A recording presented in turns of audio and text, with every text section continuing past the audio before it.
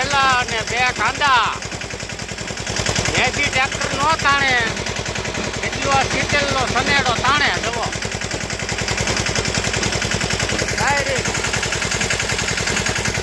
Direct ઢળિયામાં ખડ દાટતું જાય અને વાહન તમે જવો કેટલું રૂપાળું લાગે.